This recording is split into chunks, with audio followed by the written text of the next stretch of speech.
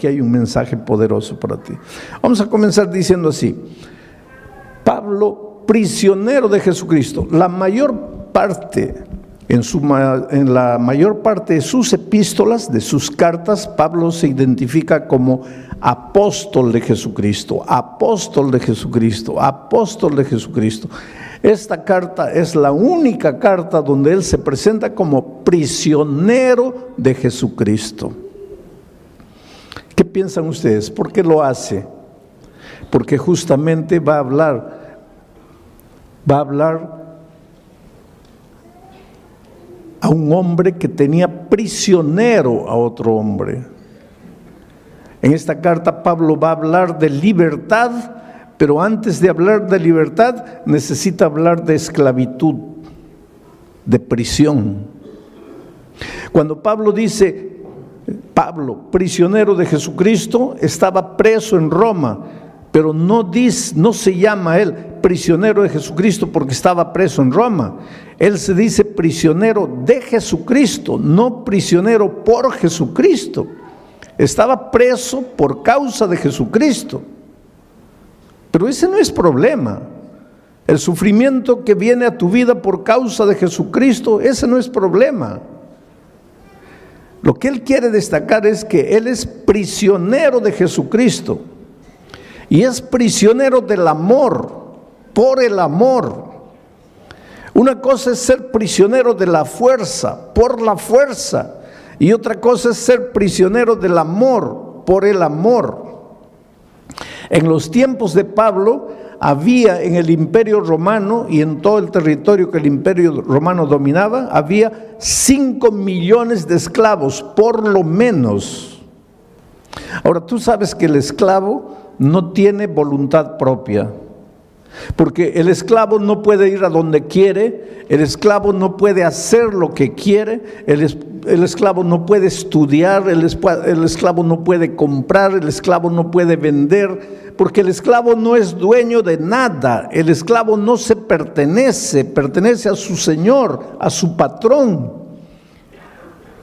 En esos tiempos habían patrones que compraban esclavos jóvenes solo para que ellos procreasen 15, 18, 20 hijos. ¿Para qué? Para vender a los esclavitos, porque ellos, los esclavos, no eran dueños ni de sus propios cuerpos, ni de sus hijos.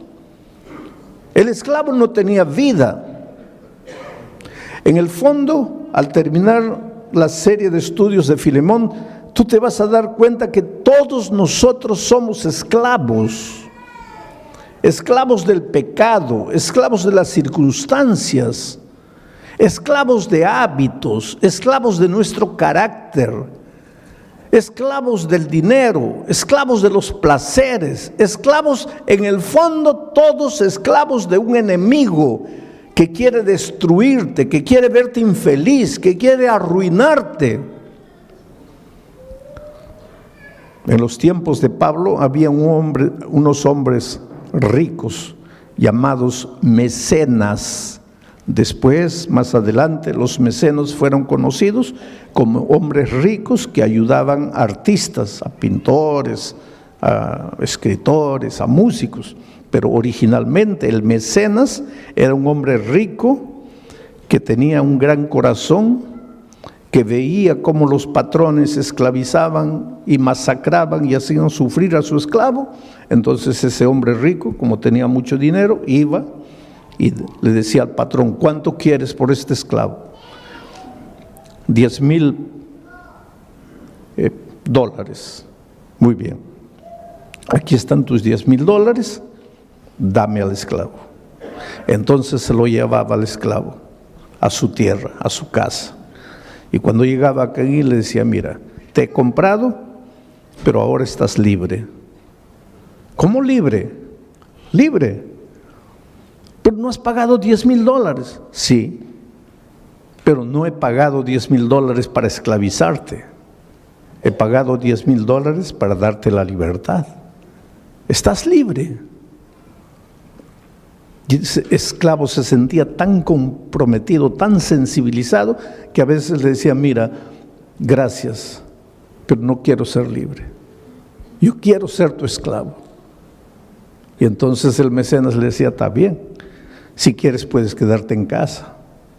Sí, pero te voy a servir. Está bien, si quieres puedes servirme, pero recuerda que lo vas a hacer por amor, no por la fuerza. Allá eras esclavo por la fuerza. Aquí, si tú quieres, puedes seguir siendo esclavo, mas ahora vas a ser esclavo por amor. Me sirves no por obligación, me sirves porque quieres, me sirves porque me amas, me sirves por gratitud, no por obligación. Entonces, en este mundo, querido, tú tienes que escoger o ser esclavo del enemigo de las almas por la fuerza, o ser esclavo de Jesucristo por amor. Por eso Pablo se identifica aquí como esclavo de Jesucristo por amor. Y ahora tú te preguntas, pero pastor, ¿no es la misma cosa? No, no es la misma cosa. Cuando tú le entregas la vida a Jesucristo, es porque te enamoras de Él. Porque entiendes que un día tú estabas aquí en la miseria, oprimido. Queridos, esto aquí no es vida. Esto aquí no es vida. Eres esclavo de cosas, de detalles. El enemigo te tiene aquí masacrado. Por eso Pablo en su epístola a los Colosenses le llama a esto el reino de la muerte. Tú te escapas del Señor Jesucristo, vienes para esta tierra pensando que vas a ser libre y te entregas al reino de la muerte. Aquí no eres feliz. Aquí tu hogar se destruye. ¿Por qué? Porque tú mismo estás destruido por dentro.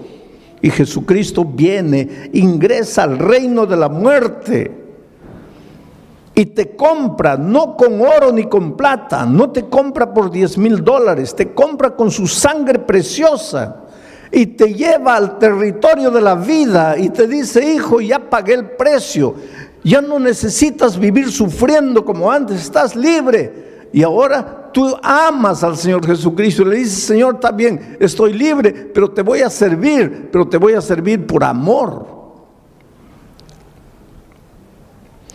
Vamos a seguir analizando el texto. Dice Pablo, prisionero de Jesucristo, y el hermano Timoteo, que ayudaba como secretario a Pablo, escribe al amado Filemón, colaborador nuestro, al amado Filemón. No era amado de Pablo, aunque Pablo lo amaba. En el fondo, Filemón era amado del Señor Jesucristo, amado de Dios. Y esta es otra de las cosas que tienes que entender. Tú eres amado de Dios, tú eres precioso para Dios. En todos estos años de pastor, para mí, la cosa más difícil ha sido hacerle entender al ser humano que es amado de Dios. Te voy a decir una cosa, Dios te ama, te ama, te ama de una manera que tú jamás vas a entender. Dios te ama. La gente dice así, pero pastor, ¿cómo Dios puede amarme si yo soy malo? Dios te ama. Si eres bueno, te ama. Si eres malo, te ama. Si aceptas la palabra de Dios, te ama. Si la rechazas, te ama. Si te portas bien, te ama. Si te portas mal, te ama. Hay dos cosas que necesitas colocar en tu mente. No hay nada que puedas hacer para que Dios te ame, porque Dios ya te ama sin que hagas nada. Y hay otra verdad. No hay nada que puedas hacer para que Dios deje de amarte. Porque hagas lo que hagas, Dios siempre te va a amar. El otro día un viejito, un ancianito, me dice, pastor, no diga eso. ¿Por qué? Porque si usted dice eso, los pecadores van a decir, pues si Dios me ama, entonces ¿para qué me preocupo? Ya Dios me ama. Quiere decir que yo tengo que adaptar lo que Dios dice a mi manera de pensar. No puedo. A mí humanamente, los que merecen amor son los buenos. Los malos no merecen amor. Eso es para mí como ser humano. Pero Dios es Dios. Y la Biblia dice que Dios es amor. No dice que Dios tiene amor, dice que Dios es amor. Yo creo que los seres humanos difícilmente logramos entender esto, porque para nosotros los hombres aquí está Dios y aquí está su amor. Pero desde el punto de vista bíblico, Dios está aquí y su amor.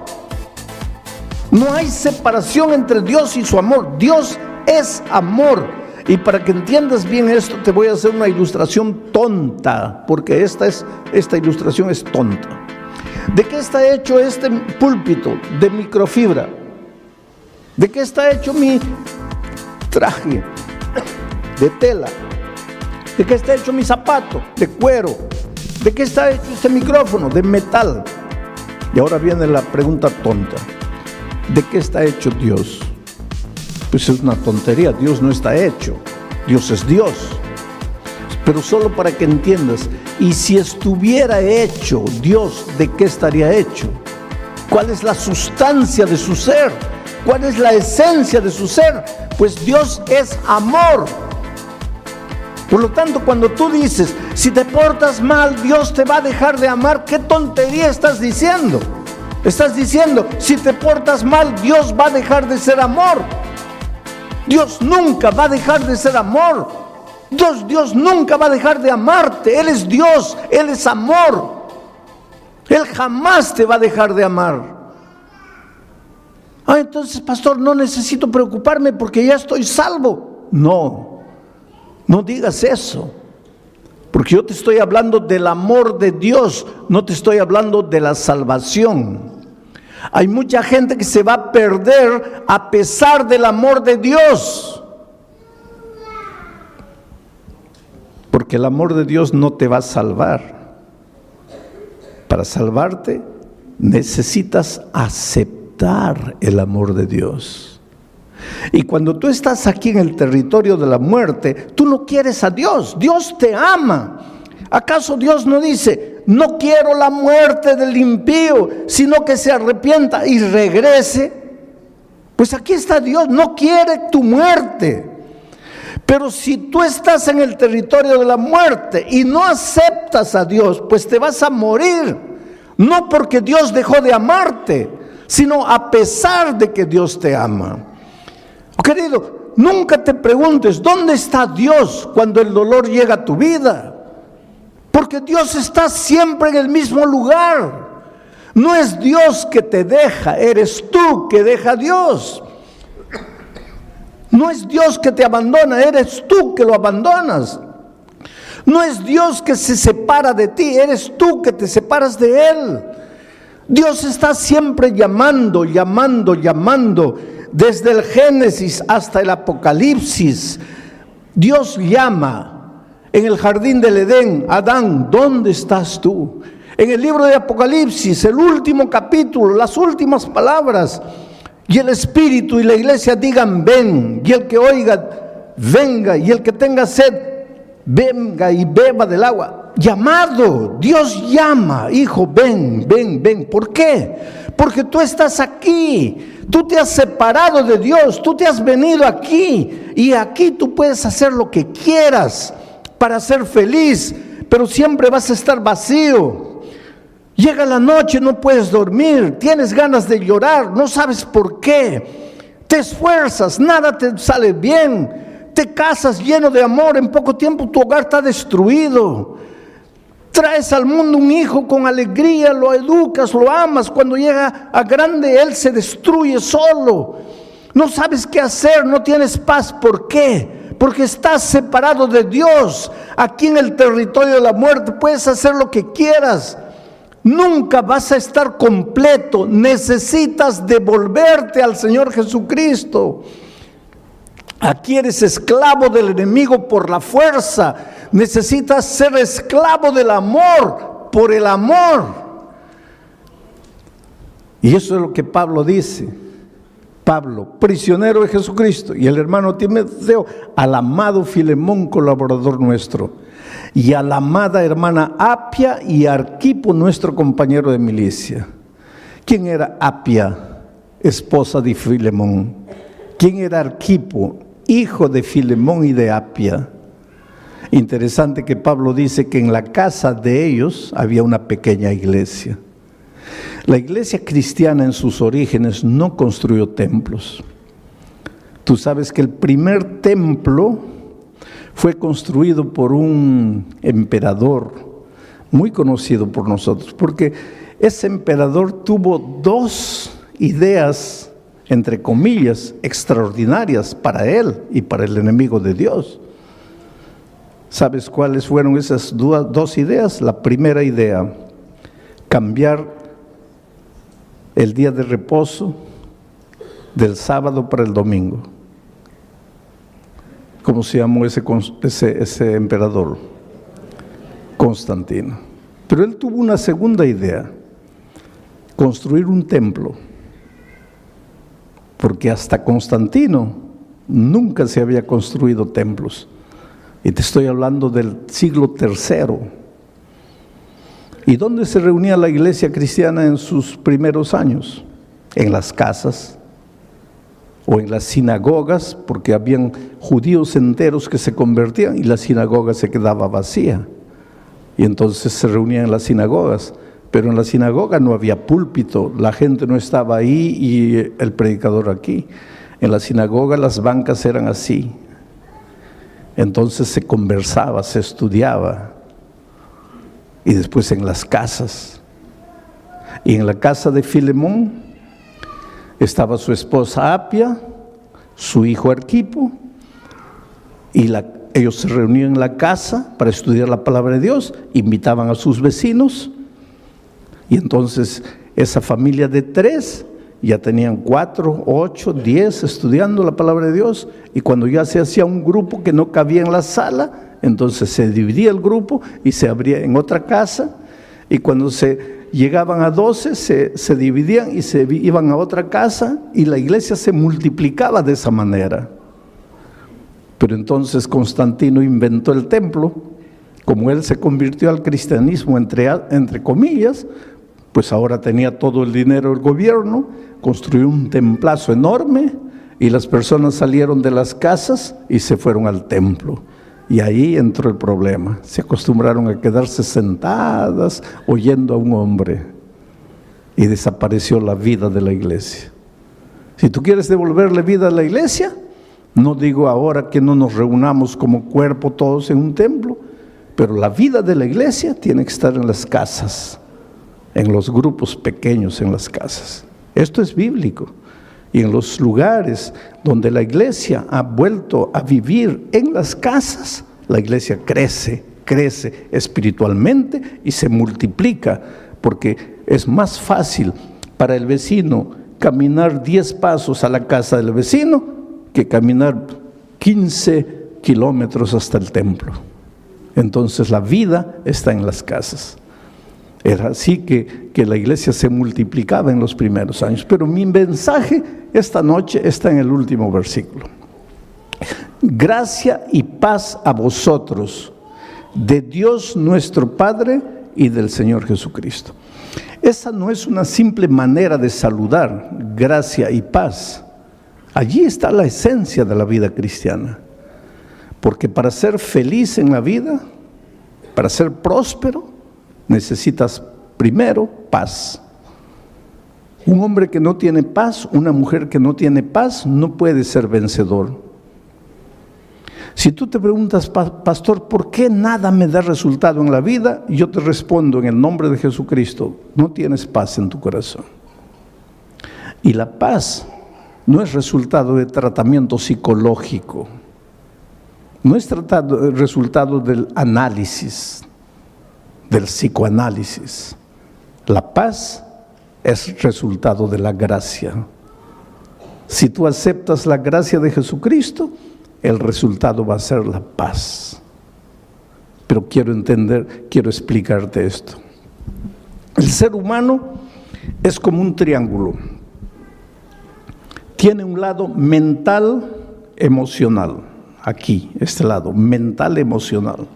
¿Por qué coloco en el mismo lado la mente y las emociones? Porque nosotros somos interesantes. Yo te amo con todo mi corazón. Nadie ama con el corazón. El corazón es un órgano del cuerpo que solo tiene una función. Su función no es amar. Su única función es bombear sangre. Nadie ama con el corazón. Se ama con la cabeza. Pero poéticamente es: te amo con todo mi corazón. Tu pobre corazón está bombeando sangre, no está ni preocupado en amar. Quien ama es tu cabeza. Una persona odia con la cabeza. Una persona peca comenzando con su cabeza. Una persona se resiente con su cabeza. De aquí nacen las emociones. Por eso todos los seres humanos tienen un lado mental, emocional. Tienen un lado físico. Tienes hambre, tienes sueño, te cansas, tienes un lado físico, un cuerpo. Y tienes un lado espiritual. Todas las personas tienen este lado espiritual. La felicidad en la vida, si quieres ser feliz, es simple. Este triángulo tiene que estar perfecto. Cuando este triángulo se desregula, eso se llama infelicidad. Cuando este triángulo se va para aquí o se va para allá, cuando este triángulo se deforma, allí surge el desorden humano. Por eso, para ser plenamente feliz, el triángulo tiene que estar perfecto, así. La base de ese triángulo es esto, el lado espiritual. El lado espiritual es lo que le da sustentación al triángulo. Cuando tu lado espiritual va bien, tu lado emocional, mental va bien y tu lado físico va bien. Pero la base es el lado espiritual. Esto se llama paz. Estás en paz cuando estás en armonía, cuando el triángulo está perfecto. Todos los seres humanos tenemos un lado mental, emocional, un lado físico y un lado espiritual. Quieras o no quieras. El otro día yo viajaba de San Pablo a Brasilia y a mi lado estaba sentado un periodista brasileño famoso por ser un gran periodista y famoso por ser ateo. Y él no esconde el hecho de que sea ateo. Pero en la conversación, pues, me preguntó quién era, yo le dije que era pastor. Y comenzamos a hablar de asuntos espirituales. Y él me dice: mire, pastor, yo no soy un ser espiritual. ¿Por qué? Porque yo no creo en Dios. Le digo: pero usted puede no creer en Dios, pero usted tiene un lado espiritual. No, pastor, no me entiende. Yo no creo en Dios. Yo no creo en esas cosas, por lo tanto yo no tengo ese lado espiritual. Hay mucha gente que piensa así: no, yo no tengo el lado espiritual. No, eso no depende de ti, querido. Eso no depende de ti. Tú estás vivo, entonces eres un ser mental, emocional, físico y espiritual, aunque no quieras. Por ejemplo, si tú me dices: pastor, yo no tengo el lado físico, yo no tengo hambre. Está bien, puedes decir, pero vas a tener hambre. No, yo no creo en el hambre. Está bien, puedes no creer, pero vas a tener hambre. Pero pastor, yo puedo escribir un libro diciendo que el hambre no existe, pero cuando llega la hora de comer, vas a tener que comer, porque eso no depende de ti. No eres tú. Dios te ha hecho así. Tú odias, tú amas, porque tienes un lado espiritual. Tú tienes hambre, tú te cansas, tú duermes porque tienes un lado físico, no depende de ti. Y tú tienes un lado espiritual, no depende de ti, lo tienes. ¿Sabes cuál es la tragedia del ser humano? Que hace todo para desarrollar su lado mental, emocional. Hace todo para desarrollar su lado físico, pero no hace nada para desarrollar su lado espiritual. Y sin embargo es el lado espiritual que sustenta la unidad de su ser. Entonces por eso es que el ser humano en este lado le va bien, tiene un título doctoral, tiene buen empleo, pues hace psicoanálisis, pero algo le falta. En este lado pues hace ejercicio, se cuida, se alimenta bien, pero algo le falta. Y se pregunta, ¿pero por qué no soy feliz? Pero es que te está faltando el lado espiritual. Y para que sientas que está bien esto, tienes que devolverte al que te creó. Porque hay una cosa, tú viniste de las manos de Dios. Por lo menos, yo espero que tú creas que viniste de las manos de Dios. Y si esta noche estás aquí es porque crees que has venido de las manos de Dios. Si no viniste de las manos de Dios, solo puedes ser fruto de la evolución. Hay mucha gente que cree que el ser humano es fruto de la evolución. Si eres fruto de la evolución, entonces eres fruto del acaso. Eres una coincidencia.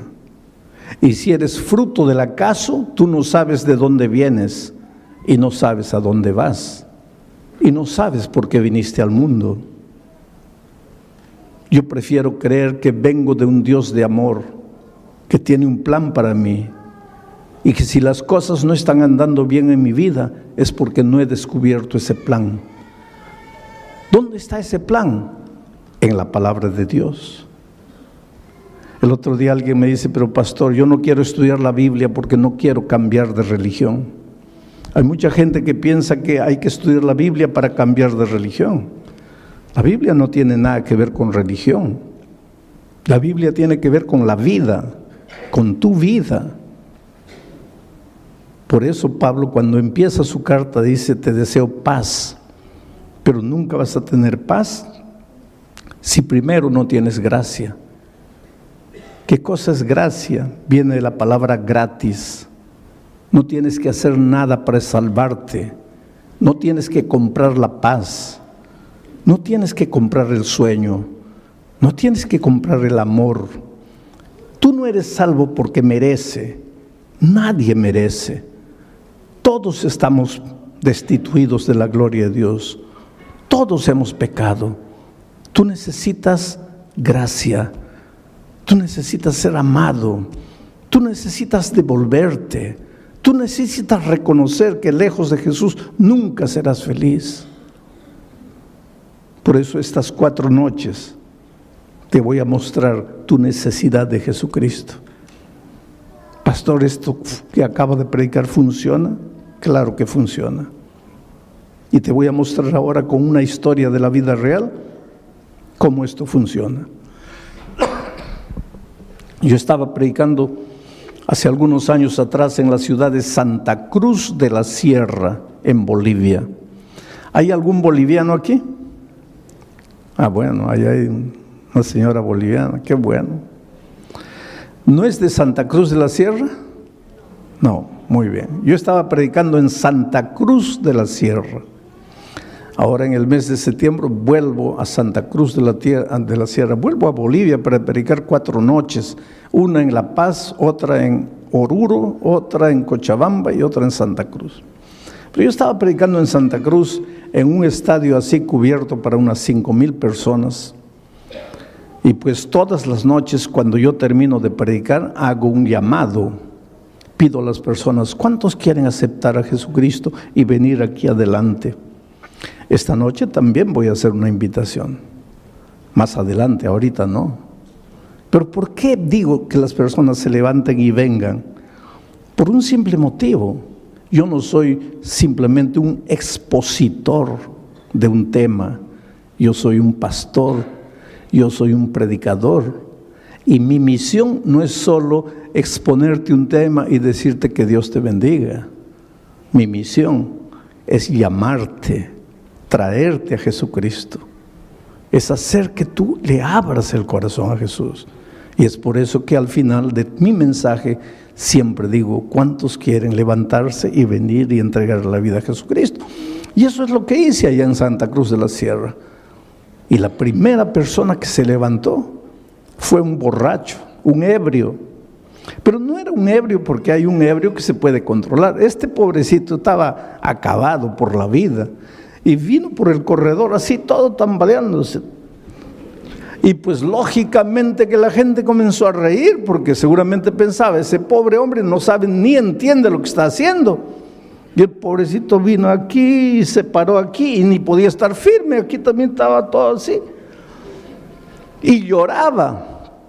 Y pues tampoco eso es raro porque los borrachos lloran por todo, ¿no? Entonces estaba ahí llorando. Pero lo que me llamó atención es que era un andrajoso, ropa sucia. Se notaba que esa ropa no salía de su cuerpo hace meses. Todo mugriento. Cabello largo, sucio. Barba. Y olía mal, olía feo. Porque después de él, mucha gente comenzó a venir. Pero cuando llegaban cerca de él, así con discreción se retiraban un poco distante, porque no podían aguantar el olor de ese hombre. Horrible. Pero ahí estaba él. Bueno, terminó esa noche. La siguiente noche dije así: los que anoche se han levantado, ya no se levanten hoy, porque anoche ya se levantaron. Hoy día yo quiero que se levanten solo los que no estuvieron anoche. A ver, ¿quién es la primera persona que se va a levantar? ¿Y quién aparece ahí atrás? El borracho nuevo. Y llega aquí. Y pues la gente ahora sí se largó a reír, porque dijo, ahí está la prueba de que no entiende nada. Porque si el pastor dijo que los de anoche ya no se levantan y él vuelve a levantarse, pues está borracho. La tercera noche, pregunto, ¿quién es la primera persona? Y yo pensé, el borracho va a aparecer. No apareció. La otra noche no apareció, bueno, pensé ya no vino más. Pero la última noche hice otra invitación. Dije, mire, todas las noches les he llamado para que ustedes se levanten y vengan y le entreguen la vida a Jesucristo. Pero esta noche quiero invitarles, ¿cuántos quieren bautizarse? Y la primera persona que se levantó fue un hombre, camisa blanca, pantalón jeans, y traía una Biblia en la mano y venía así. Y llegó aquí al frente. Se notaba que estaba bien peinadito porque se había echado bastante gel en la cabeza, su cabello estaba duro. Y aquí al frente con su Biblia así lloraba y lloraba y lloraba. Mucha gente vino esa noche. Y yo le dije, espera, yo te conozco a ti. Y él levantó la cabeza y dice, pastor, el borracho soy yo. Pero no estaba borracho. Estaba sano, se había bañado, se había cortado el cabello, la barba. Estaba bien vestido. Bueno, terminó aquella noche, comenzó el bautismo, yo me fui al camarín, estaba sentado ahí. Cuando salgo lo veo en el corredor llorando. Y me acerco y le digo, oye, ¿qué fue? Y él dice, pastor, es que yo quise bautizarme esta noche, pero los hermanos no quieren. Dicen que si el domingo yo he estado borracho, ¿cómo me voy a bautizar hoy día?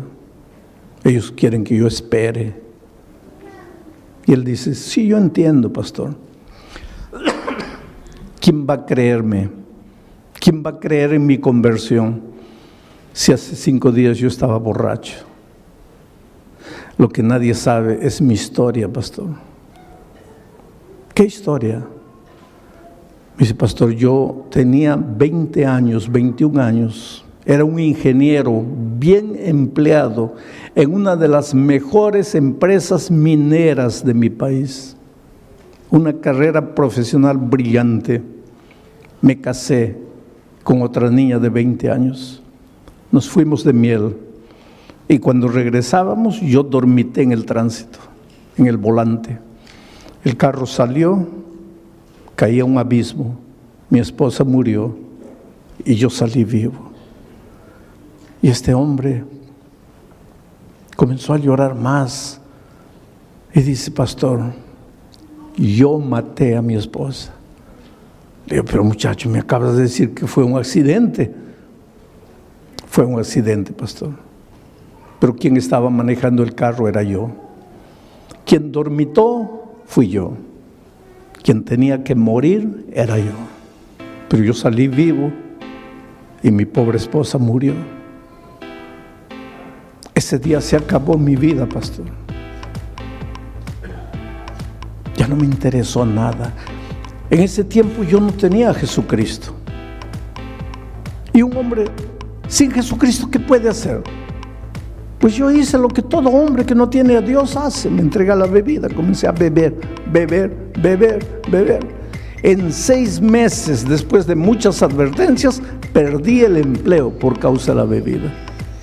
A mí no me interesaba nada. Pastor, estamos cumpliendo ahora, este año, 30 años de aquel incidente.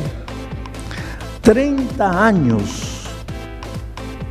Yo perdí el empleo, me escondí de la familia, me vine a Santa Cruz. Yo no vivo, pastor, yo soy un animal. Yo nunca me baño, yo nunca me cambio de ropa.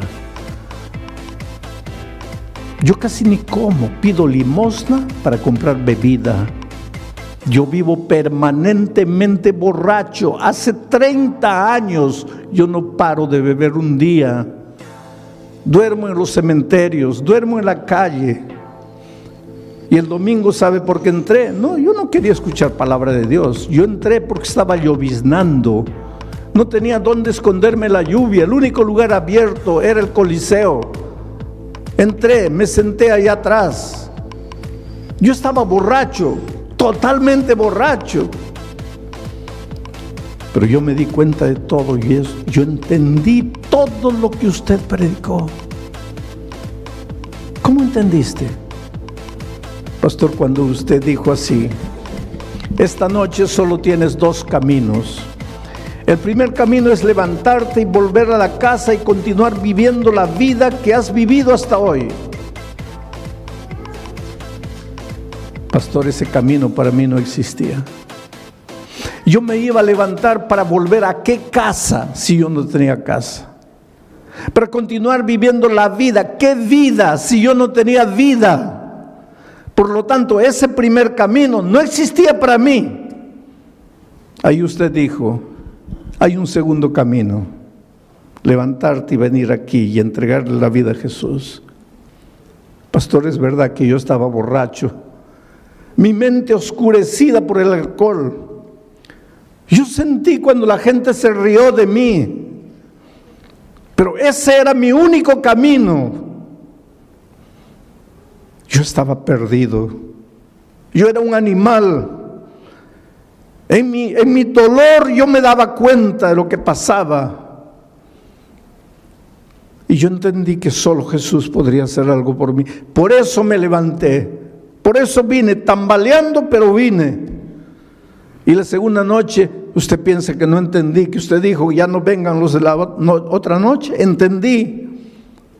Pero yo vine, ¿sabe por qué?